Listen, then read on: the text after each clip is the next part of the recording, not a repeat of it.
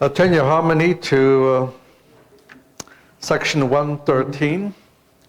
We now begin the sixth main division of his life, which is the dealing with the preparation disciples by the king, specifically preparation for his coming death. It comprises section 113 through 131. And the motif for this section is the first shall be last, the last shall be first. The exalted shall be humbled, and the humble shall be exalted. We'll see that motif coming up as briefly we saw, and there was a division. So in section 113, we have the withdrawal from Judah. And what he does is goes again beyond the Jordan. That puts him on the east side of the river within the area of Perea, and that is outside the jurisdiction of the Sanhedrin. It was also where previously Yohanan has been baptizing.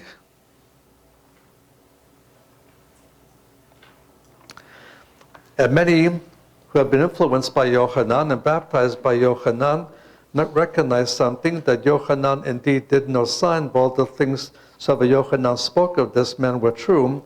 And so many of those who were baptized by John now accept him as the Messiah, in keeping with the commitment they make at John's baptism.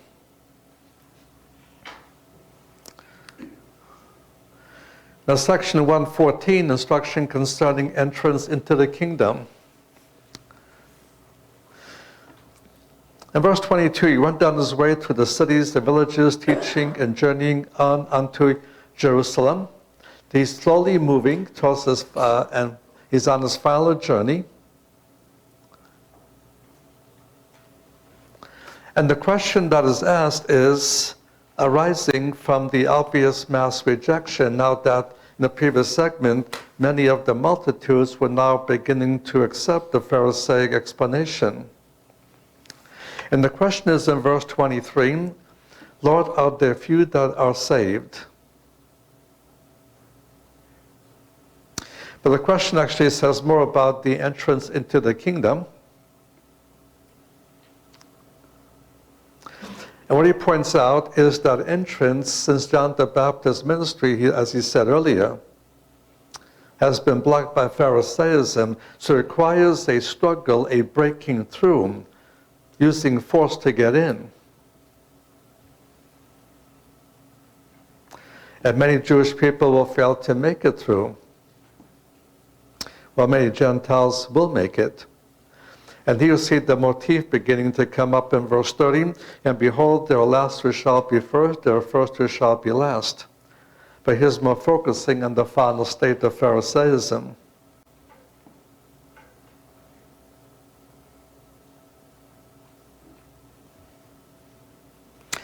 Now, at that point of time, he's still in Perea. In verse 31, Pharisees came saying to him, "Get you out of here, for Herod wants to kill you." Isn't it nice for the Pharisees to warn Jesus that Herod Antipas wants to kill him? But they have a different motivation. They want him to cross back to the west side of the river.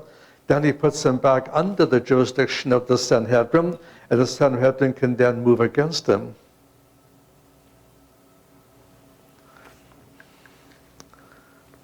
But Yeshua says to them, you again speaking parabolically, and in verse 31, or verse 32, go and say to that fox, behold, I cast out demons and perform cures today and tomorrow, and the third day I am perfected. Nevertheless, I must go my way today, tomorrow, and the day following. For it cannot be but a prophet perish out of Jerusalem. He's speaking parabolically. He points out he'll have certain things to accomplish, but they don't have to worry. He will, by the next Passover, be in Jerusalem.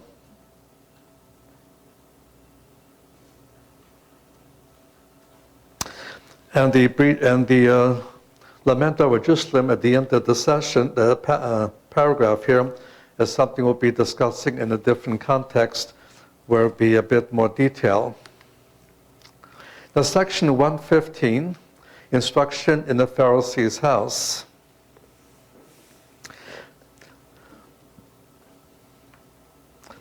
Once again, he's invited today to partake of a dinner at the home of a Pharisee. It's a Sabbath dinner. But again, you see, it's intended to be a subterfuge because they were watching him. And they also had a certain man that was suffering from dropsy. And the points he will make here, which are four: the true Sabbath rest. This is based upon the paragraph divisions in verses 1 through 6. Now the Pharisee who invited him, notice, is one of the rulers of the Pharisees, so this is a high Pharisee. And they had a man suffering from dropsy at the dinner. He raises the question, is it lawful to heal on the Sabbath or not? And they simply held their peace. They wouldn't answer him one way or the other. The Sabbath rest also included being healed, as he pointed out in an earlier segment. He raises a question based upon their own rule, that if a donkey or an ox falls into a well, will not the Pharisee straightway try to get him out of that, even if it's a Sabbath day? And the answer is yes.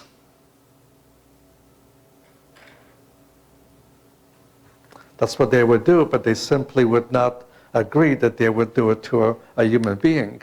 So in the second point 2 in the outline, humility in verses 7 through 11. And speaking parabolically, notice in verse 7, he spoke a parable unto those that were bidden. And the point of the parable is don't praise yourself, but wait for others to praise you.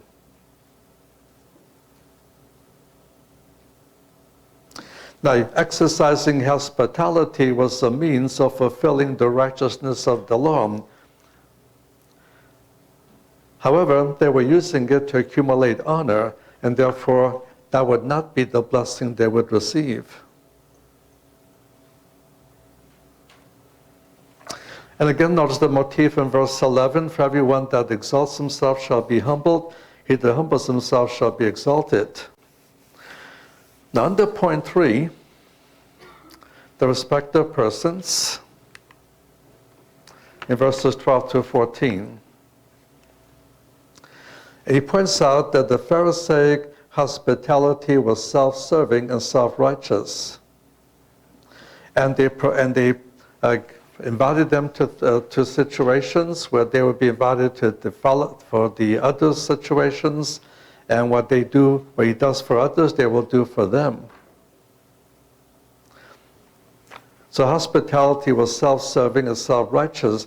If they want to carry out the true righteousness of the law, then they should extend their hospitality to people that will have no ability to be able to repay in any way.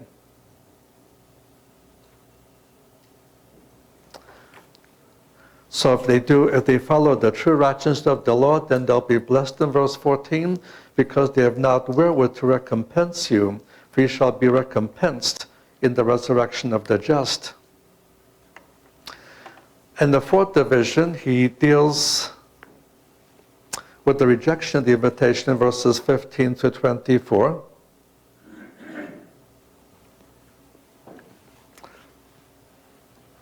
And the occasion is the question concerning the kingdom. And they are too occupied with material possessions. So one of them says that while eating, blessed is he that shall eat bread in the kingdom of God. At that point, Yeshua tells them another parable.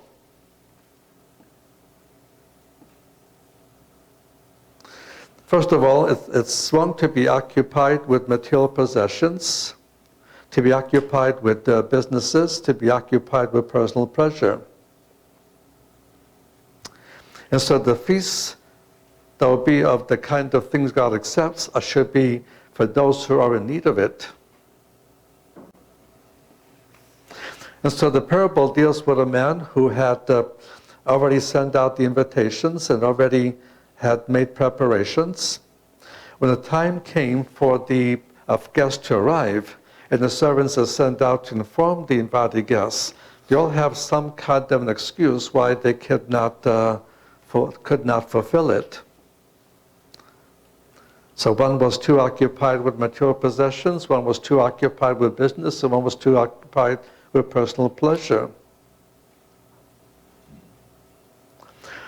And in verse 21, when the servant returned with the bad news that none of them are coming, then the master of the house becomes angry. He says, "Go out to the streets and lanes of the city and bring in here the poor and the maimed and the blind and the lame." And these are people that will not be able to respond by throwing a feast themselves and inviting this Lord.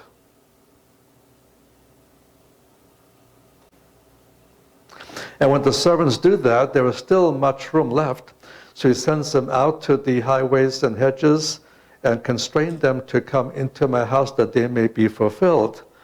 And the bottom line, which is the application, I say unto you that none of those men that were bidden shall taste my supper. And the generation that was invited to enjoy the kingdom, but the ones that will fail to attain it because of that unpardonable sin. Now, section 116, instruction concerning discipleship. Now, if you read the publishings of a group like Jews for Judaism, they left this portion showing the difference between Christianity and Judaism. Judaism promotes the loving of parents, and Christianity, or the founder of Christianity, promotes hatred of parents.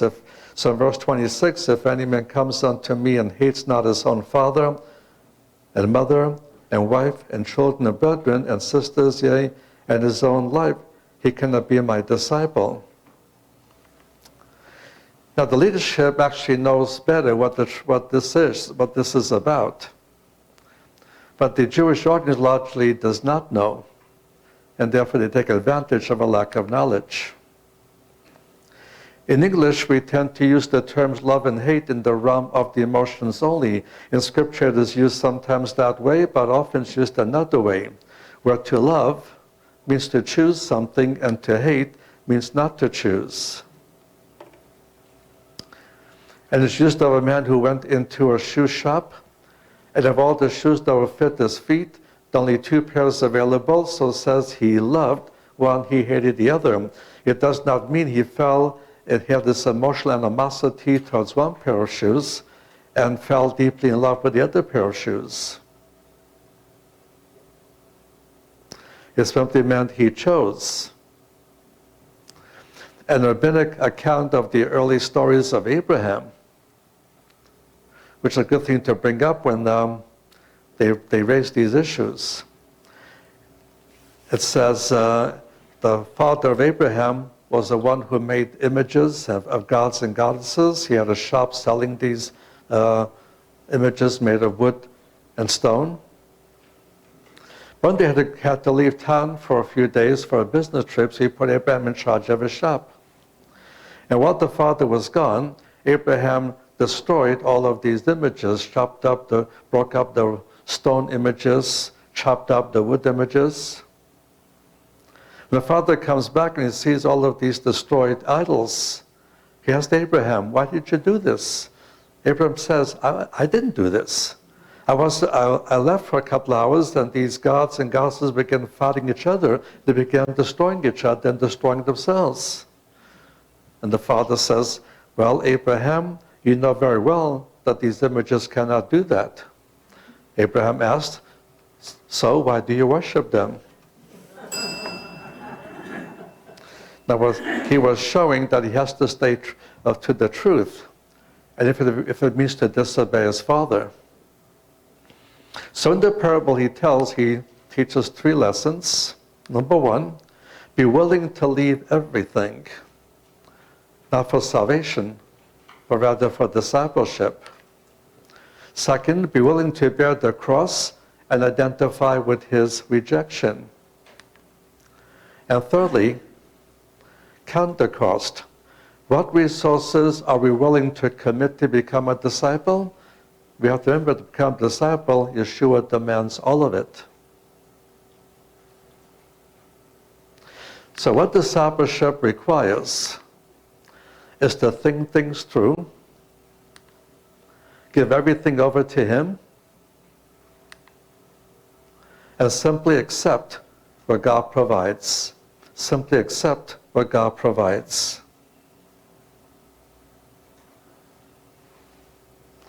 Now, section 117, instruction concerning God's attitude towards sinners.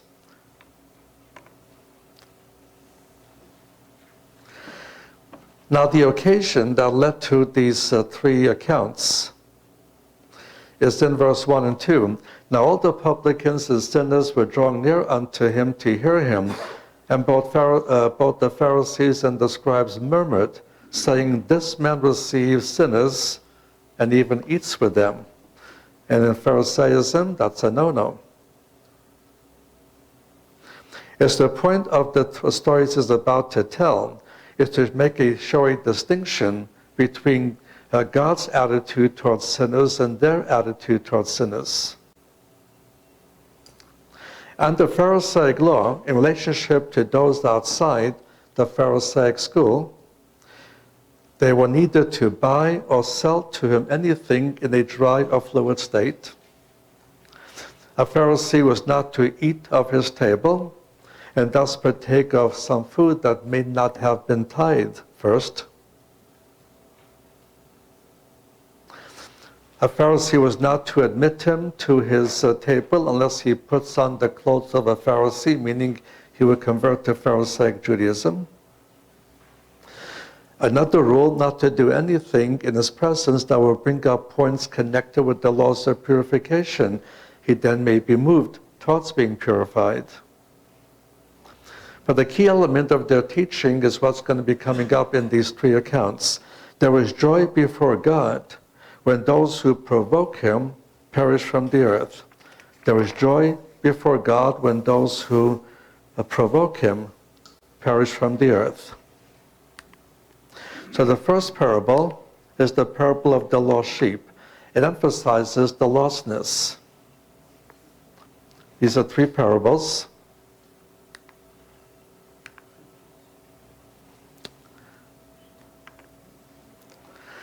So man has 100 sheep, and putting them back in the pen, he realizes one is missing. So what he goes out is to searches to find the lost one. And then there's great rejoicing when he finds him. And this focuses on the work of God the Son. And the applications in verse 7, I say unto you that even so there shall be joy in heaven over one sinner that repents, than over 99 righteous persons who need no repentance. The third account, or the third parable, deals with the lost coin. The emphasis here is on searching. Because the coin is somewhere in the house, but because of surrounding circumstances, it's not visible to the owner. And so she looks everywhere within the house, eventually finds it, and then is happy with this. And so in verse 10, even so I say unto you, there is joy in the presence of the angels of God over one sinner that repents. And you have the account of the prodigal son. You can call it the lost son. Here the emphasis is on restoration. Now the first one is the work of God the Son. The second case, the work of the Holy Spirit. And now describing the work of God the Father. And if this is a son that doesn't want to wait till the father passes to receive his inheritance, he asks the father to give him the inheritance and the monetary value. And the father gives it to him, and then he goes out spending a lot of him. As long as the money is with him, he has a lot of friends, and he pays for all of their enjoyments. Once he runs out of money, he also runs out of friends. And in verse 15, he went and joined himself to one of the citizens of that country, and the job he got is feeding swine, which is a terrible job for a Jew to have.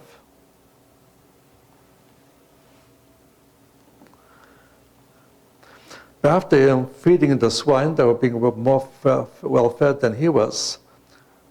Verse 17, but when he came to himself, he said, my father has servants, and the servants have all the food that they possibly could want or need. So the best option for me is to return to my father, but return not as a son, but return as a servant. And so he began walking back towards his father, and when he was still far away, his father had kept looking for him to return. And so, verse 20, while he was yet afar off, the father saw him. He was compassionate. He did not wait for the son to arrive at the house. He ran to him and fell on his neck and kissed him. And the son says to him, this is verse 21, Father, I have sinned against heaven and in your sight. I am more worthy to be called, no more worthy to be called your son. But the father was not going to take him back as a servant, but back as a son. So in verse 22, he gets him the best robe, and the robe is a sign of his birthright. Also, he gives him a ring, and the ring is the sign of authority. And thirdly, he gives him a new pair of shoes or sandals, and this is the sign of sonship. And he throws a great feast, showing how happy he is that the son has returned. Now this is the youngest son, and the eldest son, who was out in the field in verse 25, sees what's happening, and he's rather upset. And when the father saw him and asked him to come in verse 28, he was so angry he would not go in. And the son says, look at me, I've always followed your orders, I've always did everything you wanted to do, and you've never yet have thrown such a festival for me as you do for the one who left you and already spent his part of the inheritance. And he was angry that he had never been invited. Not invited, but never been rewarded. But the father speaks to him. All the privileges his younger brother now has always been privileges he could enjoy. He simply chose not to use it, to take advantage of it. But he had the same privileges as the younger son did. But he failed to appropriate it.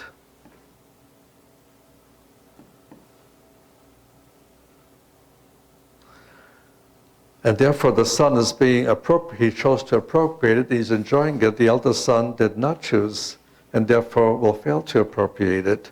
And so the elder brother represents the Pharisaism, whereas the younger brother represents those who are publicans and sinners, but has come to be reconciled. All of that shows the difference of attitude towards unbelievers, between the Father and between God and the Pharisees. Now we come to another unique section, section 118, instruction concerning wealth. And it begins with a parable of the unjust steward. A steward who's responsible for, in this case, for the finances of the one he works for, has been dishonest and serving as a steward.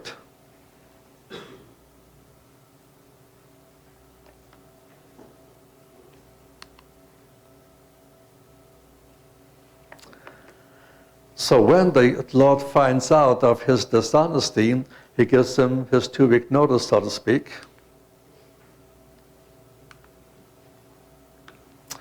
So in the last days that he has in his job, he calls in all the people who were indebted to his Lord. He cuts back on how much they owe. And his hope was that when he finally loses his position, the new friends he made by this dishonest action will provide him with a new job. Now, verse 8 says this, and his Lord commended the unrighteous steward because he had done wisely. He's not commending him for his dishonesty. He's commending him for his wisdom, in that he used the time he had left in the job to prepare for his future. So this was a wise act. That's what he's commending, the wisdom of his action, not the action themselves. He then begins to draw a number of statements and applications.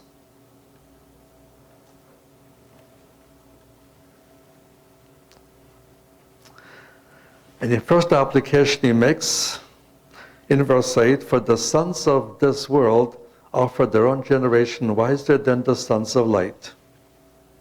Because believers sometimes, in trying to focus on their spirituality, don't always prepare for the issues of the future, especially the needs for the family for the future. And they simply use spiritual phrases, well, the Lord will take care of it. And therefore, they don't use the wisdom of what you do with what we earn, and how we use some to save, some to ministries to support, some to prepare for the future, like insurance and things of that nature.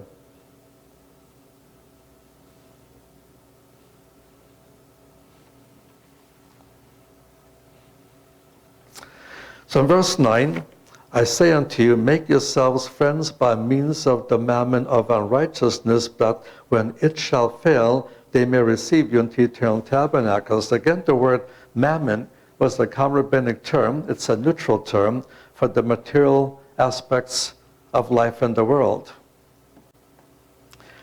And that we should use mammon to win friends for the Messiah. And sometimes these friends are going to get to heaven before we do. And eventually, mammon will fail for us, the material world will fail for us when we die. And when we go to heaven, these people that were won to the Lord by means of the mammon will be welcome him into the eternal tabernacles. So, going on the screen now, if unbelievers can trust believers with mammon, then they will trust believers on the spiritual level. If they can trust believers in how they deal with the material facets of life, then they will trust believers on the spiritual level. This will open them up to the true wealth which only believers can share. The true wealth which belongs to believers is the message they received from Yeshua. If unbelievers accept the message, they'll return what the believers own.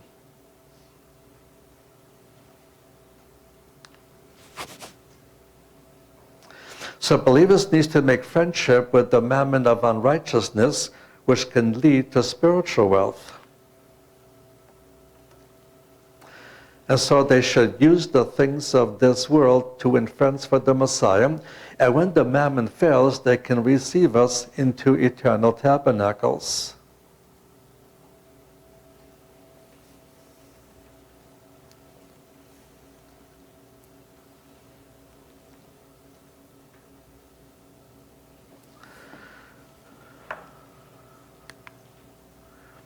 The next segment deals with the conflict of the Pharisees. In verse 14, notice, Pharisees who were lovers of money heard all these things, and they scoffed at him. And in their frame of reference, whomsoever the Lord loveth, he maketh rich. And so they often gave a lot of effort to becoming wealthy, because for the wealthy class, wealth was a sign of divine favor. Wealth was a sign of divine favor. So Yeshua tells them they're guilty of self-exaltation, entrance into the kingdom is being blocked by Pharisaism. It requires a struggle to break through. Thirdly, Messiah's attitude to the law is to fulfill it, not to reinterpret it as they do. An example of the conflict is the law of divorce. Now this again is shorter treatment. I won't deal with it here, but we're very close to section 125. We should get to that tomorrow morning. And I'll give us a more full accounting of the laws of divorce and remarriage. So again, it's only a few hours away, so if you're married, try to stay married until the class is in the morning, and we'll see what this has to say. The section 124 on the screen is the old harmony, and the new one is 125. He then deals with a story. Now people often refer to this as a parable. He does not call it a parable, and Jewish parables do not have personal names. But let me deal with the larger background. There's a place in the center of the earth. In Hebrew it's called Sheol, but in Greek it's called Hades. So Hades and Sheol are the same thing. One is Hebrew, one is Greek. Is the place where the immaterial part of man descends into upon death. And as you read the Hebrew Bible, whenever someone died, he would go into Sheol, whether he was righteous or unrighteous. But there were two main divisions. There was the good side that was known as Abraham's bosom. And when a believer died, well, the body would stay somewhere on earth. His soul, spirit would go into Abraham's bosom.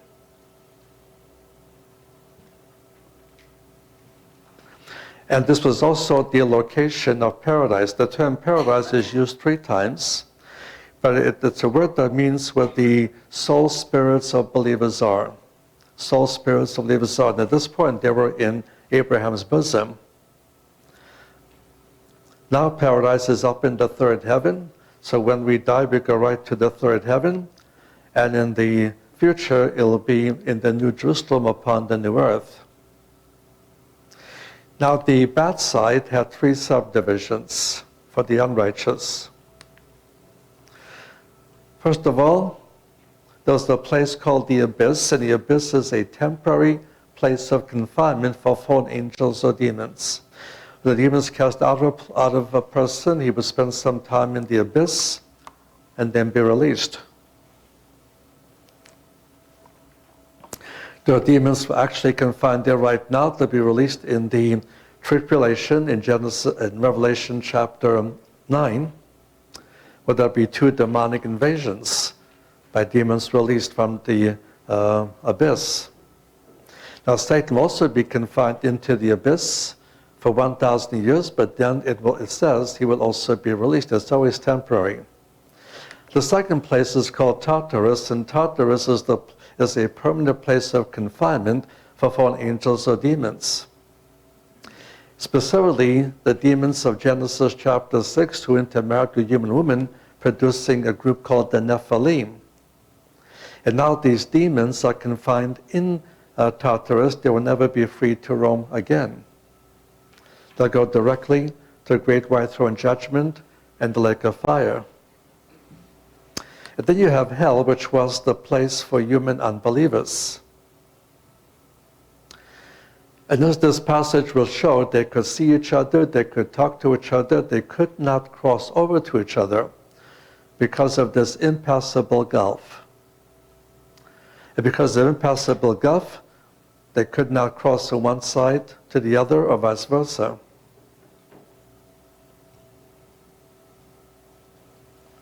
That's the situation as it is when this story is told.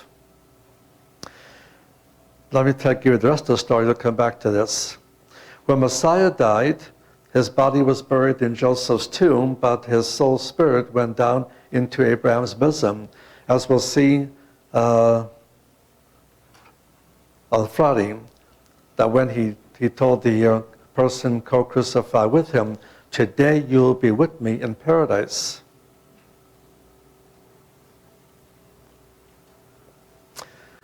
And then when he ascended to heaven 40 days after his own resurrection, that's when he emptied this whole locality. And all the soul spirits of believers ascended with him. This is Ephesians 4, 8 through 12, Ephesians 4, 8 through 12. And so now things have changed for the believer. Now the believer dies, he goes right into the presence of God. And so, to be absent from the body is to be present with the Lord.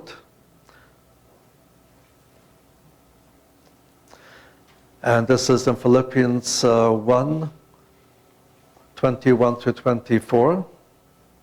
2 Corinthians 5, 1 through 11, and other places. Things have not changed for the unbeliever. When the unbeliever dies, body stays here and he goes right to hell. Now, at the end of the Messianic kingdom, when this present earth will simply cease to exist, then all the spirits from the bad side, both human and angelic, will be taken out to stand before the great white throne judgment and then be cast alive into the lake of fire.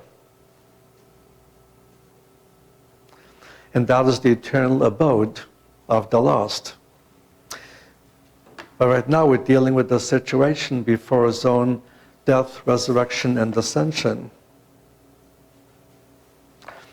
And he mentions that there was a certain rich man, which he does not name, who was very wealthy, clothed in purple, plenty of food, faring sumptuously.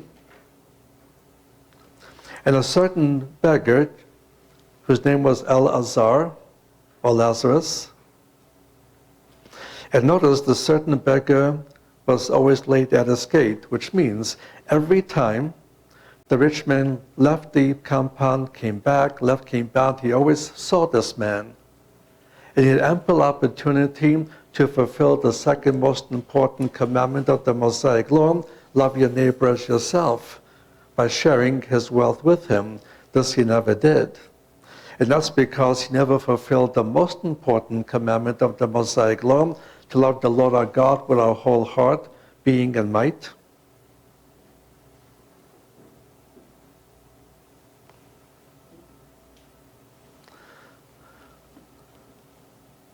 And all Lazarus was getting was dogs licking his sores. Now verse 22 points out that when the beggar died, what was anticipated was the opposite of what happens. Because again, the people assumed that because the rich man was wealthy, he would be a recipient of divine favor. With Lazarus, we cannot be sure. But Lazarus is the one who goes to Abraham's bosom. And when the rich man dies, he ends up in the hell side of Hades, suffering the torment of hell. He lifted up his eye, in verse 23, lifted up his eyes being in torments, and sees Abraham afar off, and Eleazar, Lazarus, in his bosom.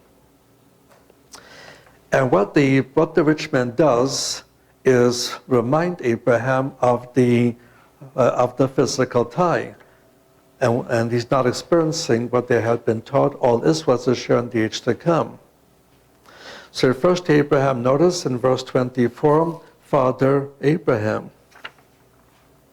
He'll do so again in verse 30, Father Abraham. And Abraham acknowledges that physical tie. And Abraham says in verse 25, Son, remember.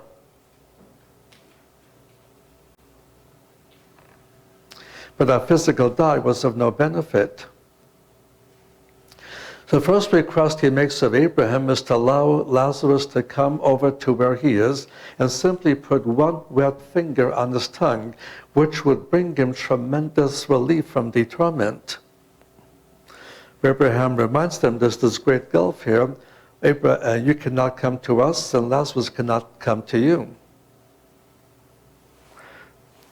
So then he remembers he has 5 brothers still living who are in the same spiritual condition as he was. So he asked Abraham to allow Lazarus to be resurrected, to inform his brothers so they can avoid the place where he was now in.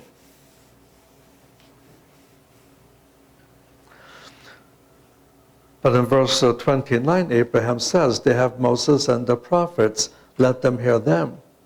There's no need for Lazarus to be resurrected. They have Moses and the prophets, if they will read and believe what the Moses and the prophets say, then they will avoid going to the place where you are now suffering.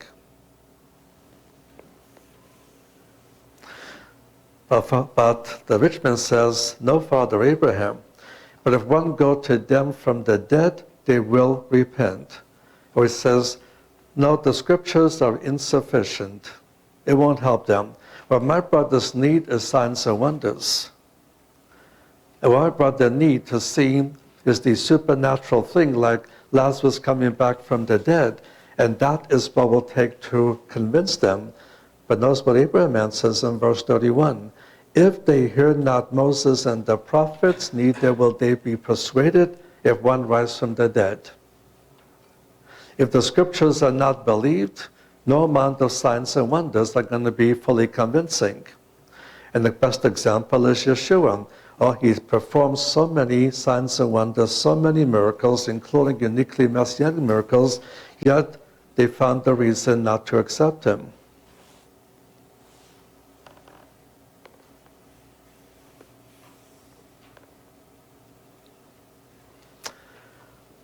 And so merely giving them signs and wonders will not be persuasive if they're not willing to believe the text of Scripture. Now from this account, which should be taken as a true story, not a parable, notice the lessons. Number one, this is the condition of the lost. They are eternally separated from God. Secondly, the state is unalterable. It's eternal. It cannot change. There's no second chance to be saved after death. Thirdly, they're in torment, so much torment that a wet finger will bring them such tremendous relief, but no such relief is forthcoming. They are very conscious of their lostness. There's no soul sleeping here. They're very conscious of their lostness. And fifthly, they have a memory. And they remember opportunities they had to respond correctly, but did not do so. Ample opportunity where they could respond correctly, but did not do so.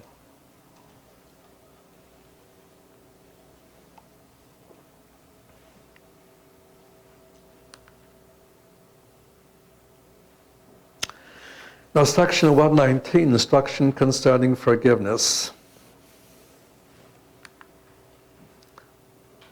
The lessons to be learned here is number one, be careful not to give offense.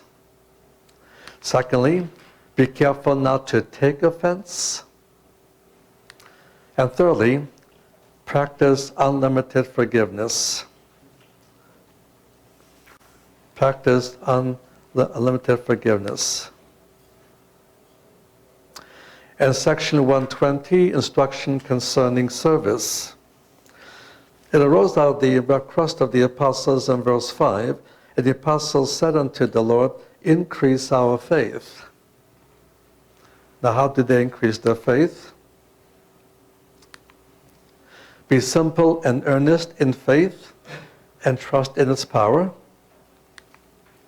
Secondly, remember your relationship to the Master, that all that is done for service was simply necessity for servants to do.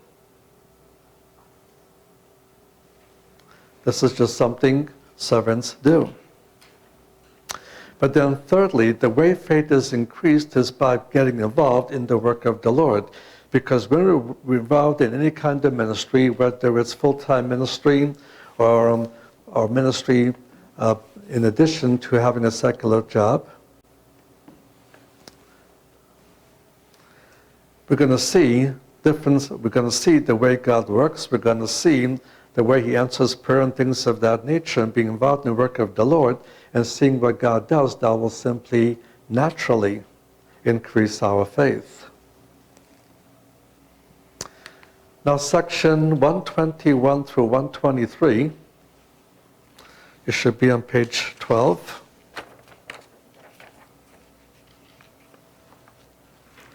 You have the resurrection of Elazar or Lazarus.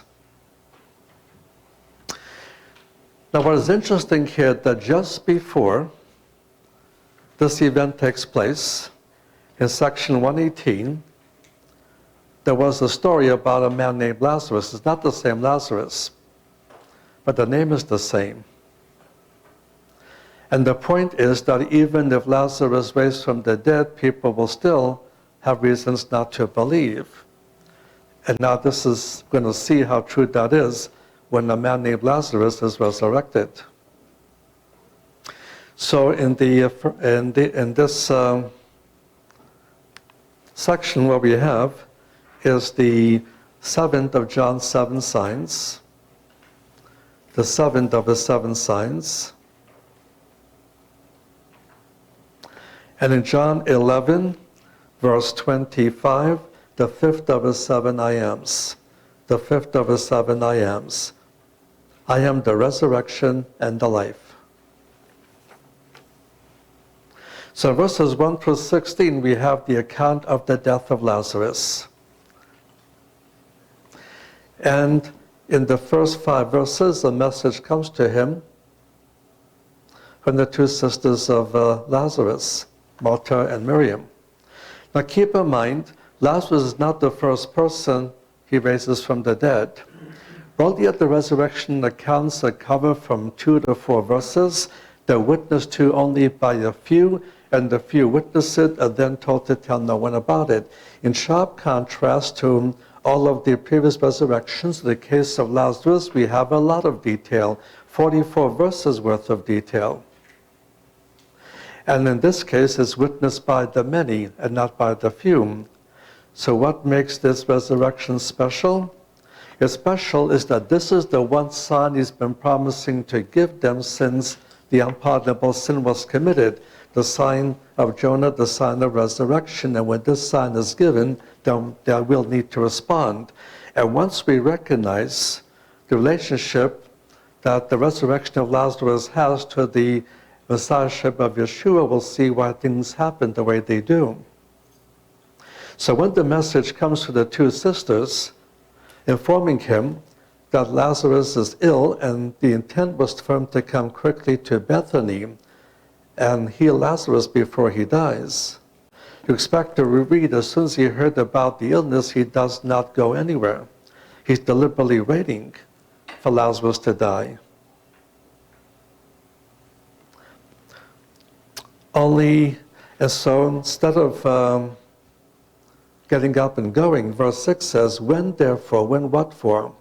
For the very reason that he was sick, he abode at that time 2 days in the place where he was. Because he heard of the illness, he doesn't go anywhere.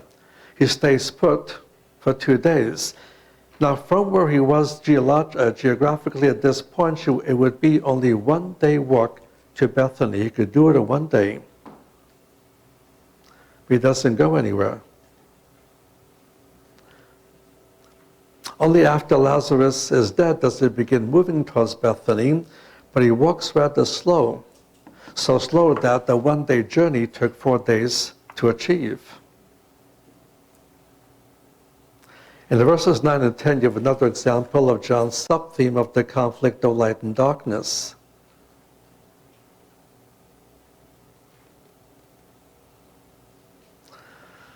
And once he announces to them, Lazarus is now dead in verse 14. And they don't understand why, if he didn't go to Bethany while Lazarus was still living, why does he go now when Lazarus is dead? But they'll go ahead with him. And Thomas, who tends to be the skeptic in the group, in verse 16 says, let us also go that we may die with him. Now there's the optimist. In the next division, you have Yeshua and Martha in verses 17 to 27. And when Martha hears of his approach, she goes out to greet him. But she also scolds him for not coming when he was first called. In verse 21, if you had been here, my brother had not died. She does affirm his messianic claims.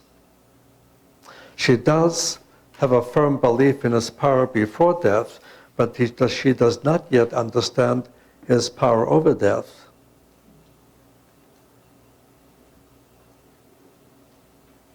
And when he mentions he'll be resurrected, she assumes he means to be resurrected in the last days when all this was resurrected. There's a similar confrontation between Yeshua and Miriam in verses 28 to 32. Like Martha, she kind of scolds him for not coming when he was first called. She also affirms her faith in his messianic claims, and she recognizes power before death, but not over death. And now in the fourth division, what we have is Yeshua and Lazarus in verses 33 to 34.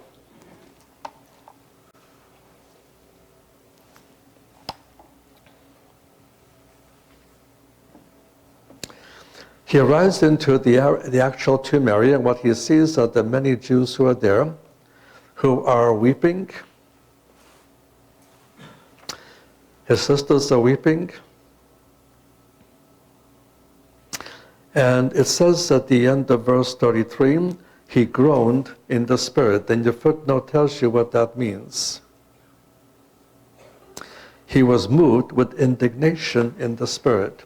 He was moved in indignation. In other words, he was angry. Angry at what sin cost and losing a good friend. But also angry in the way the people have been responding. And when he's taken to where he was actually incarcerated in the tomb, it says in verse 35, Yeshua wept. And the word wept simply means to shed tears. So while the others are wailing and wailing, he is simply shedding tears. Thus in verse 37, but some of them said, could not this man who opened the eyes of him that was blind have caused that this man also should not die? Remember, healing the man born blind was the messianic miracle, and that's the greater achievement. And if someone can do the messianic miracle, he could certainly would have been able to do the lesser to keep Lazarus from dying.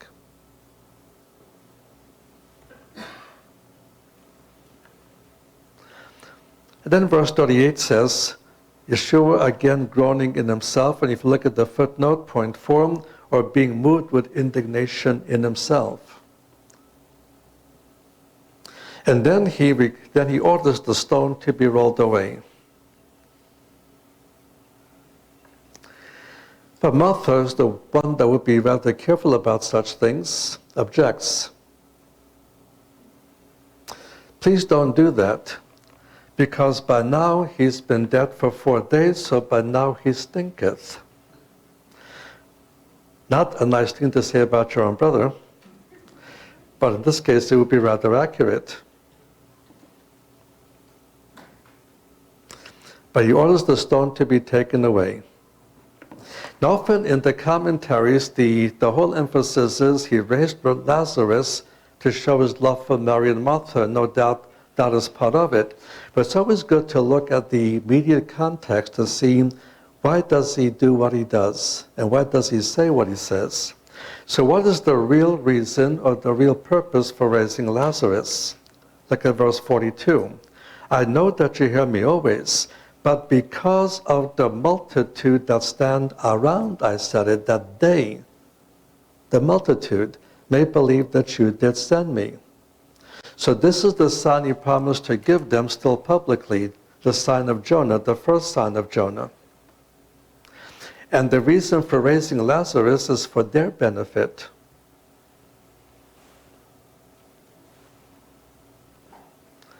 And then he states, Lazarus come forth, and suddenly he comes forth still bound in the rolled napkins, which was the Jewish form of burial in the first century. And he instructs them to loose him and let him go. Now in section 122, we see the results of the first sign of Jonah. Two different results. Notice in verse 45, many Jewish people respond correctly and believed on him. But the second response in verse 46, but some of them went away to the Pharisees and told them the things which Yeshua had done. The others simply go back and report what has happened to the Pharisees, still working on the leadership complex. Now the Pharisees know this is the sign he promised to give them. He was speaking to them when he made this promise.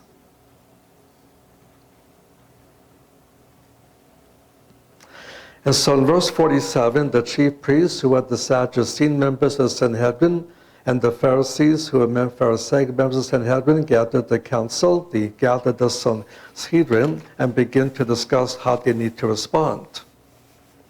And Caiaphas, who's a Sadducean, the leader of the Sanhedrin, oversees the discussion.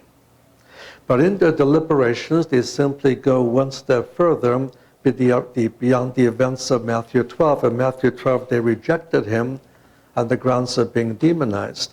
But here they go a step further and decide to put him to death. And that decision begins filtering down to the masses. And so verse 53 says, so from that day forth they took counsel, they might put him to death. As for Yeshua, in verse 54, at this point, he does not walk openly among the Jews. He leaves into the wilderness. And when he begins trekking back towards Jerusalem, that will be his final journey.